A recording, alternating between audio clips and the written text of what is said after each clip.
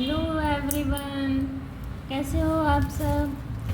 I hope सभी अच्छे होंगे और आप सभी का रिवीजन भी अच्छी तरह चल रहा होगा।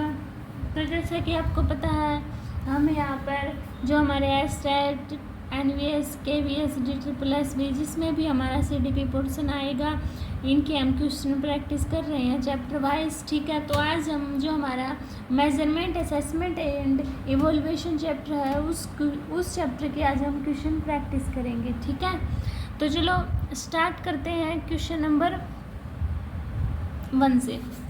देखिए क्वेश्चन नंबर 1 में क्या दिया हुआ है, आकलन। आकलन क्या होता है, बच्चों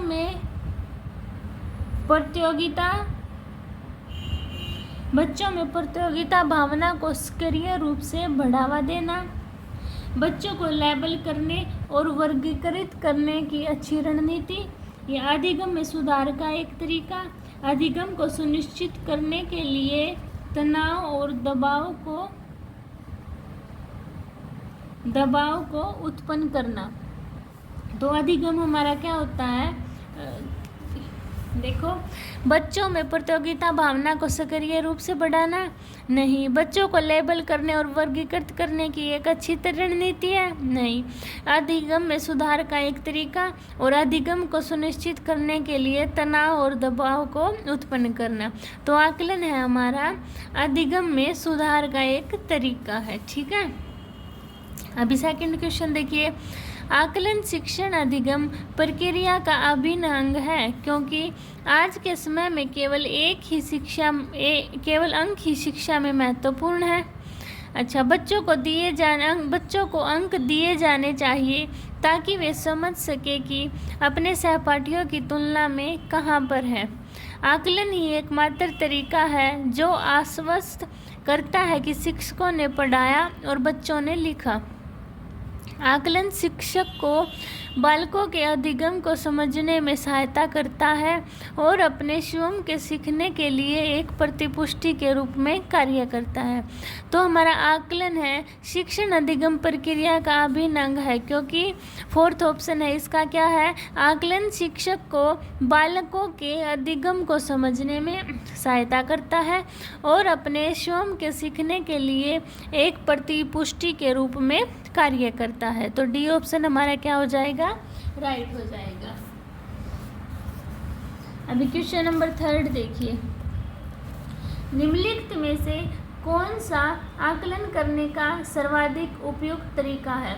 आकलन सत्र की समाप्ति पर करना चाहिए, आकलन शिक्षण एक अधिगम में अंतर्निहित प्रक्रिया है, आकलन में एक शैक्षणिक स्तर में 2 बार करना चाहिए, शुरू और अंत में, आकलन शिक्षण के द्वारा नहीं बल्कि किसी बाह्य एजेंसी के द्वारा करना चाहिए। तो कौन सा है जो हमारा आकलन करने का सर्वाधिक उपयुक्त तरीका है, तो क्या ऑप्शन हमारा बी ऑप्शन, यानी कि आकलन शिक्षण के द्वारा नहीं बल्कि किसी बाह्य एजेंसी के द्वारा करना चाहिए। तो डी ऑप्शन क्या हो जाएगा मेरा, राइट हो जाएगा। ठीक है, अभी फोर्थ क्वेश्चन देखिए, कक्षा परीक्षणों में अच्छा प्रदर्शन करने में एक बच्चे की असफलता हमें इस विश्वास की तरह हो जाती है कि आकलन वस्तुनिष्ठ है तथा असफलताओं को स्पष्ट रूप से पहचानने के लिए इसका प्रयोग किया जा सकता है। पाठ्यक्रम, शिक्षण पद्धति तथा आकलन प्रक्रियाओं पर विचार करने की आवश्यकता है। थर्ड ऑप्शन, बच्चे कुछ निश्चित अक्षमताओं और कमियों के साथ पैदा होते हैं। फोर्थ, कुछ बच्चों को अनुत्तीर्ण होना ही है चाहे व्यवस्था कितना भी अधिक प्रयास करे। तो कक्षा परीक्षणों में अच्छा प्रदर्शन करने में एक बच्चे की असफलता हमें विश्वास की इस तरह हो जाती है कि पाठ्यक्रम, शिक्षण पद्धति तथा आकलन प्रक्रियाओं पर विचार करने की आवश्यकता है। ठीक है, तो बी ऑप्शन क्या हो जाएगा मेरा, राइट हो जाएगा। अभी देखते हैं फिफ्थ क्वेश्चन। देखिए फिफ्थ क्वेश्चन में क्या दिया है, शिक्षा के क्षेत्र में पाठ्यचर्या शब्दावली की ओर संकेत करती है। शिक्षण पद्धति एवं पढ़ाई जाने वाली विषय वस्तु, विद्यालय का संपूर्ण कार्यक्रम जिसमें विद्यार्थी प्रतिदिन अनुभव प्राप्त करते हैं, मूल्यांकन प्रक्रिया, कक्षा में प्रयुक्त की जाने वाली पाठ्य सामग्री। तो शिक्षा के क्षेत्र में पाठ्यचर्या शब्दावली की ओर संकेत करती है। क्या संकेत करती है? कि विद्यालय का संपूर्ण कार्यक्रम जिसमें विद्यार्थी प्रतिदिन अनुभव प्राप्त करते हैं। तो बी ऑप्शन क्या हो जाएगा? राइट हो जाएगा। अभी 6 क्वेश्चन देखिए। आकलन को उपयोगी और रोचक प्रक्रिया बनाने के लिए प्रति सचेत होना चाहिए। अलग अलग विद्यार्थियों में तुलना करना, हमें कंपैरिजन तो करना ही नहीं है। विद्यार्थियों को बुद्धिमान या औसत शिक्षार्थी की उपाधि देना, ये भी नहीं। शैक्षिक और शैक्षिक क्षेत्रों में विद्यार्थी के सीखने के बारे में जानकारी प्राप्त करने के लिए विविध तरीकों का प्रयोग करना, प्रतिपुष्टि देने के लिए तकनीकी भाषा का प्रयोग करना, ये भी नहीं है।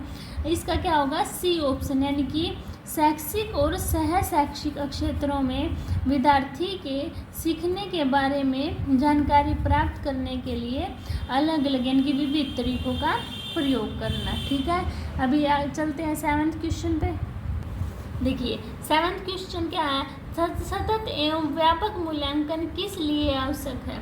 शिक्षण के साथ परीक्षण का तालमेल बैठाने के लिए, शिक्षा बोर्ड की जवाबदेही कम करने के लिए, जल्दी की जाने वाली गलतियों की तुलना में कम अंतराल पर की जाने वाली गलतियों को सुधारना, यह समझने का अधिगम कि किस प्रकार अवलोकन किया जाता है, दर्ज किया जाता है व सुधार किया जा सकता है। तो सतत एवं व्यापक मूल्यांकन किस लिए आवश्यक होता है? कि यह समझने का अधिगम की किस प्रकार अवलोकन किया जाता है, दर्ज किया जाता है और उसमें सुधार किया जाता है। तो डी ऑप्शन क्या हो गया मेरा? राइट हो गया। अभी 8 क्वेश्चन देखिए। सतत एवं व्यापक मूल्यांकन के लिए तार्किक आधार है। सीखने के एक से अधिक पक्षों का आकलन, आकलन के अवसरों का अधिकतमीकरण, मानव व्यक्तित्व की समग्र प्रकृति, शिक्षकों पर बोझ बढ़ाना। तो सतत और व्यापक मूल्यांकन के लिए तार्किक आधार क्या होता है? सी ऑप्शन, यानी कि मानव व्यक्तित्व की समग्र प्रकृति। तो इसका सी ऑप्शन क्या हो गया मेरा? राइट हो गया। ठीक है, अभी चलते हैं क्वेश्चन नंबर 9। देखिए विद्यार्थियों के सीखने में जो रिक्तियां रह जाती हैं उनके निदान के बाद क्या होना चाहिए?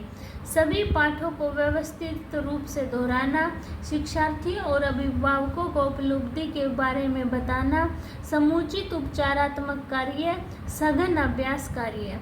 तो विद्यार्थियों के सीखने में जो रिक्तियां रह जाती हैं उनके निदान के बाद क्या होना चाहिए?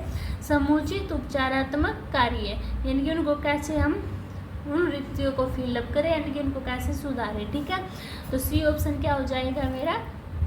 राइट हो जाएगा। अभी क्वेश्चन नंबर 10 देखिए। मूल्यांकन का मुख्य उद्देश्य होना चाहिए। तो मूल्यांकन का मुख्य उद्देश्य क्या होना चाहिए? यह निर्णय लेना कि क्या विद्यार्थी को अगली कक्षा में पदोन्नत किया जाना चाहिए, सीखने में होने वाली कमियों का निदान और उपचार करना, शिक्षार्थियों की त्रुटियां निकालना, शिक्षार्थियों की उपलब्धि को मापना। तो मूल्यांकन का मुख्य उद्देश्य क्या होता है? कि सीखने में जो कमियां आ रही हैं उनका निदान करना, उनका पता लगाना और फिर उनका उपचार करना। ठीक है, यानी कि बी ऑप्शन क्या हो जाएगा? राइट हो जाएगा। 11 देखिए क्वेश्चन। अधिगमकर्ताओं की उपलब्धि का आकलन शिक्षकों की सहायता करता है।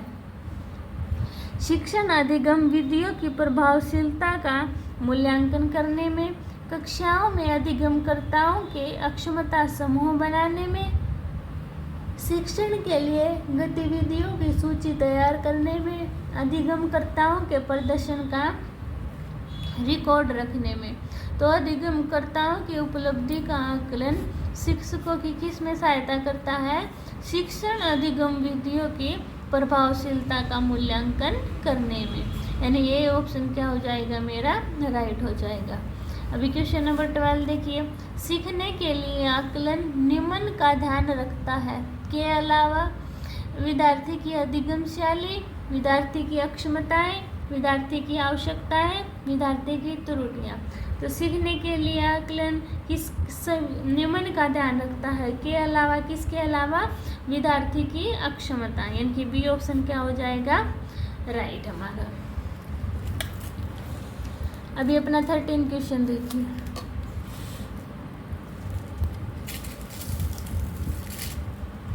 देखिए 13 क्वेश्चन क्या दिया है, क्रिस्टीना अपनी कक्षा को अक्षेत्र भ्रमण पर ले जाती है और वापस आने पर छात्रों के साथ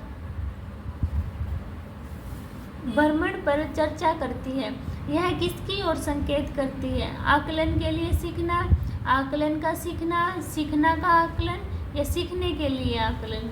यानी कि क्या है, वो अपनी कक्षा के छात्रों को बाहर टूर पे लेके गई और वापस आने पर उन पर चर्चा करती है कि हमने वहाँ पर क्या देखा, उसका निर्माण कब हुआ था, ऐसे रिलेटेड बातें। तो वो क्या कर रही है, सीखने के लिए आकलन कर रही है। यानी कि इंग्लिश में याद रखना है इसको, वो कर रही है असेसमेंट फॉर लर्निंग। ठीक है, अब असेसमेंट फॉर लर्निंग है जो सीखने के लिए आकलन क्या करता है, अभिप्रेरणा को बढ़ावा देता है, अलग करने और रैंक देने के प्रयोजन के लिए किया जाता है, ग्रेड्स को पूरी तरह से महत्व देने पर देता है, विशिष्ट होता है और अपने आप में की गई आकलन गतिविधि है। तो सीखने के लिए आकलन क्या करता है, अभिप्रेरणा को बढ़ावा देता है। ठीक है, अभी 15 क्वेश्चन देखिए, जब एक बावर्ची खाना पकाते समय खाने को चखती है तो वह क्या करती है, आकलन और सीखना, सीखने का आकलन, सीखने के लिए आकलन, सीखने के रूप में आकलन। यानी कि जब एक बावर्ची खाना पकाते समय खाने को चखती है ना, तो वो क्या कर रही है, असेसमेंट फॉर लर्निंग। ठीक है, ये 2 क्वेश्चन इंपॉर्टेंट है, as it is same paper में आए हुए हैं हमारे एस टेस्ट में। ठीक है, इनको आप याद रखना। अभी चले 16 क्वेश्चन पर। देखिए 16 के अतिरिक्त निम्न में से सभी सीखने के रूप में आकलन को बढ़ावा देता है जिनकी संभावना हो, शिक्षार्थियों का लगातार परीक्षण लेना, शिक्षार्थियों को आंतरिक पृष्ठपोषण लेने के लिए कहना, अवसर लेने हेतु शिक्षार्थियों के लिए एक सुरक्षित वातावरण का निर्माण करना, पढ़ाए गए विषय पर मनन करने के लिए शिक्षार्थियों को कहना। तो डैश के अतिरिक्त निम्न में से सभी सीखने के रूप में आकलन को बढ़ावा देते हैं। तो इसका ऑप्शन क्या होगा हमारा, जिनकी संभावना हो, शिक्षार्थियों का लगातार परीक्षण करना। तो ए ऑप्शन क्या हो जाएगा मेरा, राइट हो जाएगा। अभी 17 क्वेश्चन देखिए, विद्यालय आधारित आकलन मुख्य रूप से किस सिद्धांत पर आधारित है। तो विद्यालय आधारित आकलन किस सिद्धांत पर आधारित है, बाह्य परीक्षकों की अपेक्षा शिक्षक अपने छात्रों की क्षमताओं को बेहतर जानते हैं, किसी भी कीमत पर विद्यार्थियों को अच्छे ग्रेड मिलने चाहिए, विद्यालय बाह्य परीक्षा निकायों की अपेक्षा ज़्यादा सक्षम है, आकलन बहुत किफ़ायती होना चाहिए।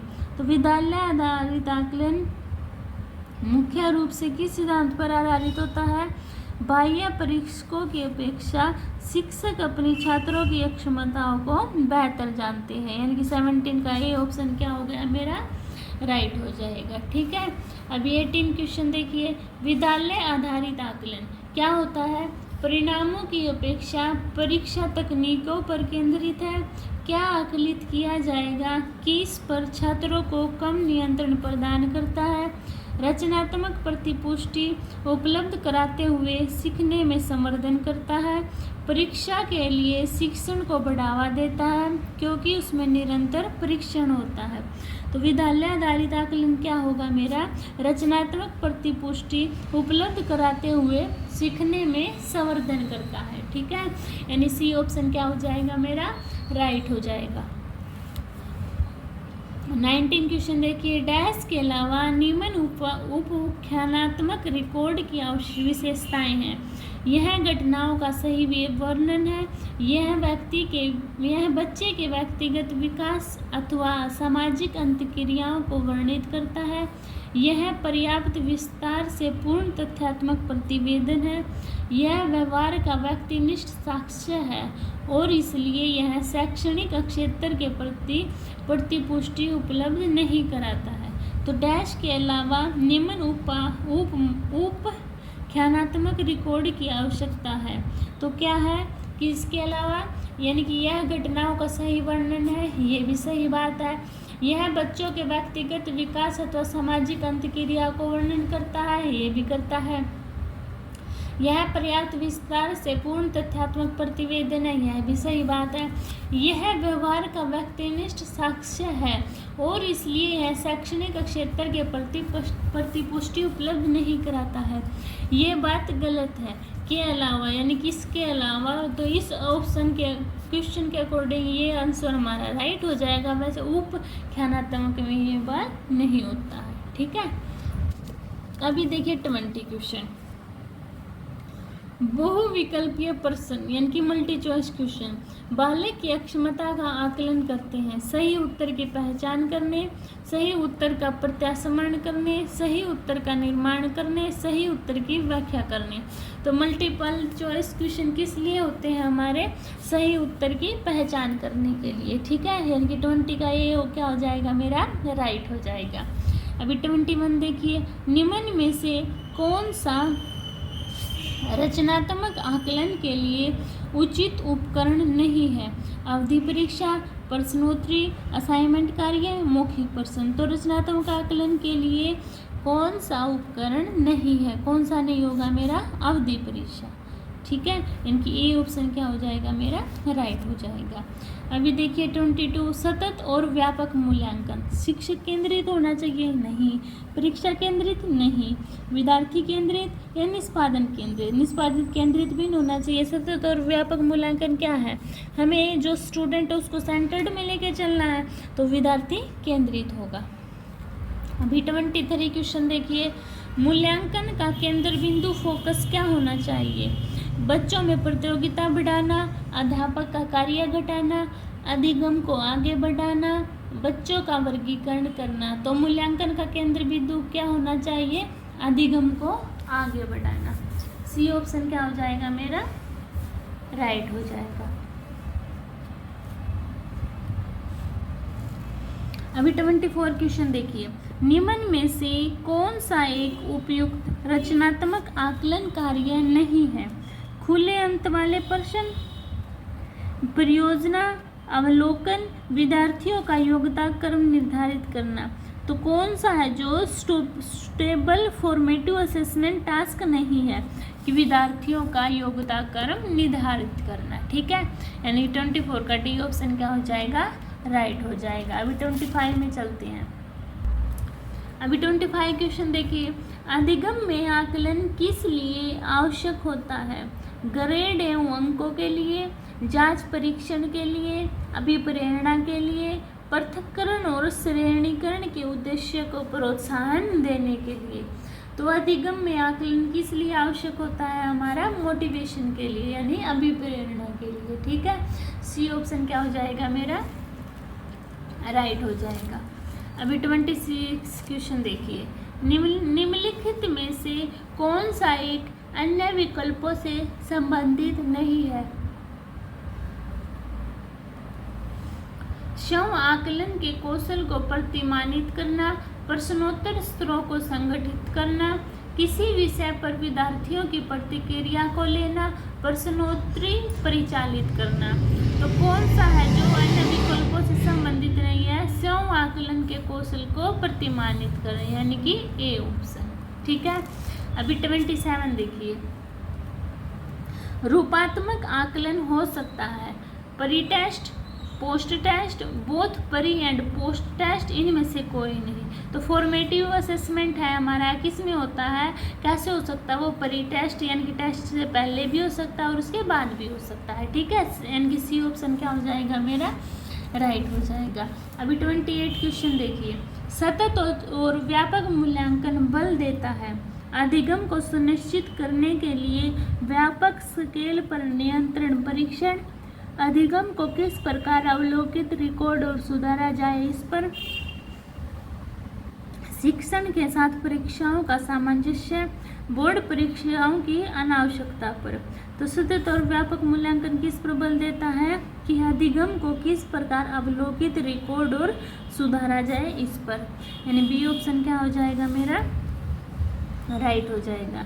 30 क्वेश्चन, एक शिक्षक कक्षा के कार्य को एकत्रित करता है और उन्हें पढ़ता है, उसके बाद योजना बनाता है और अपने अगले पाठ को शिक्षार्थियों की आवश्यकताओं को पूरा करने के लिए समायोजित करता है। तो वो क्या कर रहा है? अधिगम का आकलन, अधिगम के रूप में आकलन, अधिगम के लिए आकलन, अधिगम के समय आकलन। तो क्या कर रहा है वो? अधिगम के लिए आकलन। सी ऑप्शन क्या हो गया मेरा? राइट हो गया। अभी 31 क्वेश्चन देखिए, केवल कागज पेंसिल जांचों द्वारा आकलन समग्र आकलन को बढ़ावा देता है, आकलन को सीमित करता है, व्यापक मूल्यांकन को सुविधा प्रदान करता है, सतत मूल्यांकन को सुविधा प्रदान करता है। तो केवल कागज पेंसिल जांचों द्वारा आकलन क्या करता है? आकलन को सीमित कर देता है। यानी कि 31 का बी ऑप्शन क्या हो गया मेरा? राइट हो जाएगा। 32 देखिए, आपकी कक्षा में सीखने की विविध शैलियों वाले बच्चे हैं, उनका आकलन करने के लिए आप उन्हें समान अनुदेशन देंगे तथा उसके बाद बालकों द्वारा परीक्षण में प्राप्त अंकों के अनुसार उनको नामित करेंगे। कार्य और परीक्षणों के एक समान सेट देंगे, विविध प्रकार के कार्य और परीक्षण देंगे, परीक्षण पूरा करने के लिए एक समान समय देंगे। तो आपकी कक्षा में सीखने की विविध शैलियों वाले बच्चे हैं, तो उनका आकलन करने के लिए आप उन्हें क्या करेंगे? विविध प्रकार के कार्य और परीक्षण देंगे। ठीक है। 33 क्वेश्चन देखिए, सतत और व्यापक मूल्यांकन की योजना में व्यापक शब्द के अलावा निम्नलिखित के द्वारा समर्थित किया जाता है: बहुबुद्धि सिद्धांत, सूचना प्रक्रमण सिद्धांत, जेपी गिलफोर्ड का बुद्धि संरचना का सिद्धांत, एल थर्स्टन का प्राथमिक मानसिक योग्यताओं का सिद्धांत। तो क्या होगा मेरा? सूचना प्रक्रमण सिद्धांत। ठीक है। तो ये थे हमारे आज के क्वेश्चन। आई होप आपको क्लियर हुए होंगे। अगर कोई भी डाउट होता है तो आप कमेंट सेक्शन में बता देना, मैं आपके डाउट क्लियर कर दूंगी। मिलते हैं नेक्स्ट वीडियो में, तब तक के लिए बाय बाय।